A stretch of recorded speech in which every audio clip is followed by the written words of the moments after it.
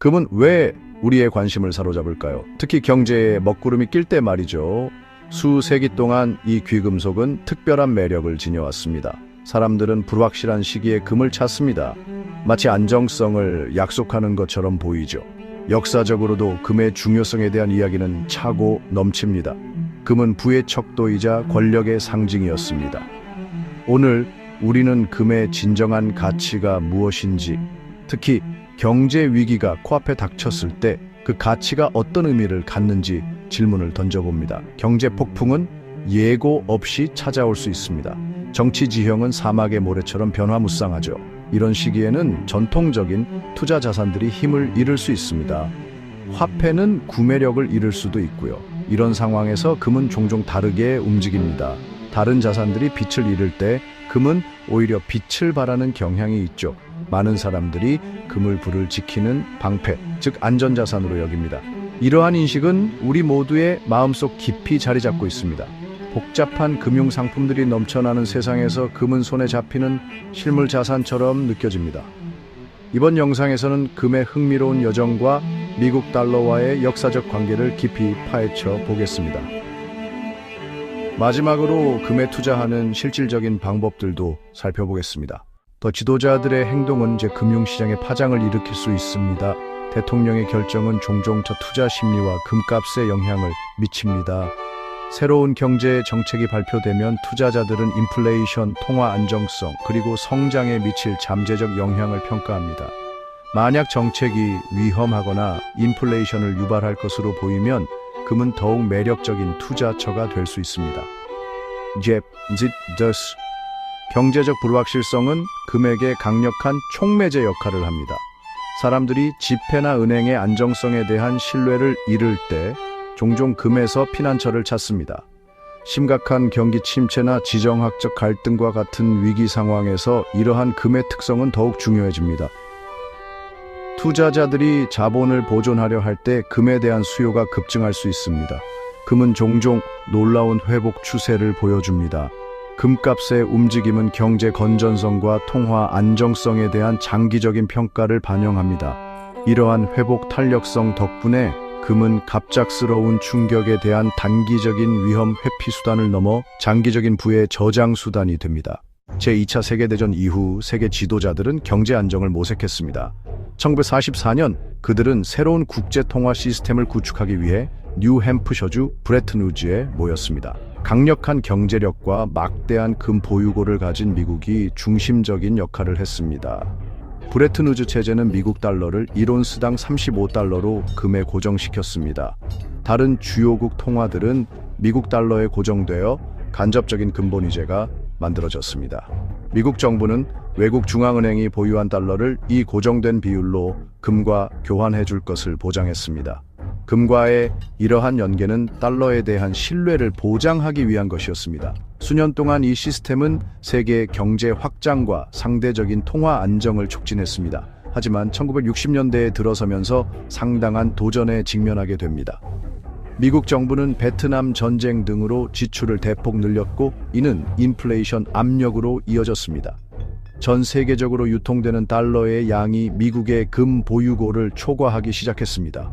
일부 국가, 특히 프랑스는 달러 보유액을 금으로 전환하기 시작했고 이는 미국의 금 보유량을 감소시켰습니다. 브레튼우즈 체제에 가해지는 부담은 엄청났습니다.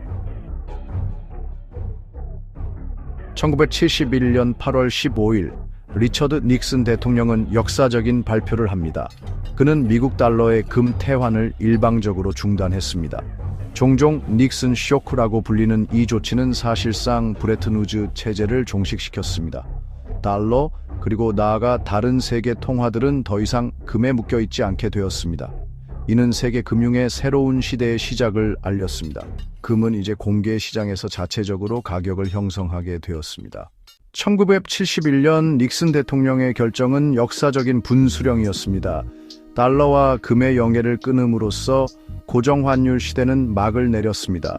금은 이제 공개 시장에서 자유롭게 가격이 결정되기 시작했습니다. 1970년대는 전 세계적으로 높은 인플레이션이 특징이었습니다. 두 차례의 오일 쇼크와 상당한 경제적 불확실성이 존재했죠. 이러한 환경에서 인플레이션 해지 수단으로서 금의 매력은 크게 증가했습니다. 많은 투자자들이 가치 저장 수단으로 금에 눈을 돌렸습니다. 금값은 극적으로 상승하여 1980년 초에는 온스당 $800를 넘어섰습니다. 미국 달러 또한 새로운 국면을 맞이했습니다. 금이라는 닻이 없어지자 달러 가치는 다른 통화에 대해 더욱 자유롭게 변동했습니다.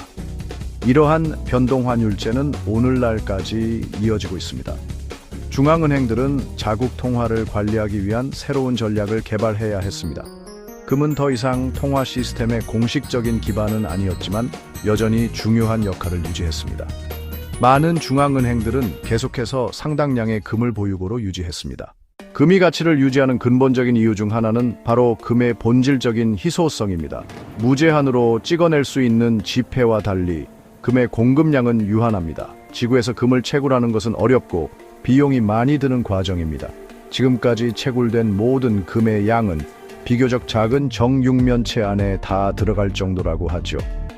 이러한 희소성은 새로운 공급이 시장에 천천히 유입된다는 것을 의미합니다. 이는 명목화폐와 극명한 대조를 이룹니다. 중앙은행은 비교적 쉽게 통화 공급량을 늘릴 수 있으며 이는 각 통화 단위의 가치를 희석시킬 수 있습니다. 금의 공급 제약은 장기간에 걸쳐 금의 구매력을 보호합니다.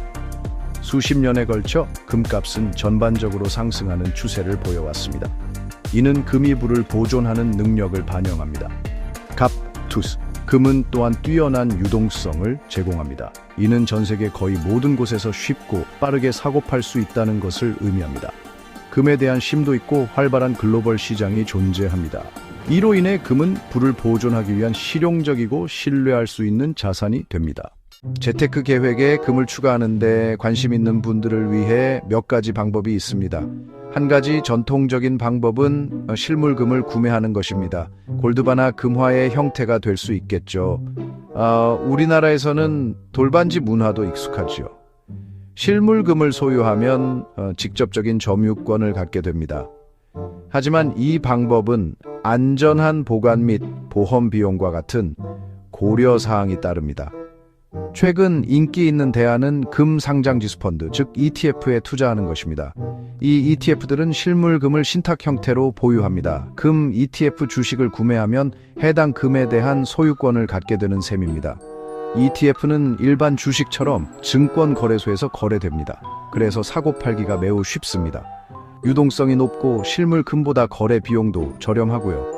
우리나라의 경우 종로금 시장처럼 각 나라마다 특화된 금 시장을 통해 투자하는 방법도 있습니다. 궁극적으로 금 투자는 더 넓은 투자 전략의 일부여야 합니다. 분산 투자는 건전한 투자의 핵심 원칙이니까요.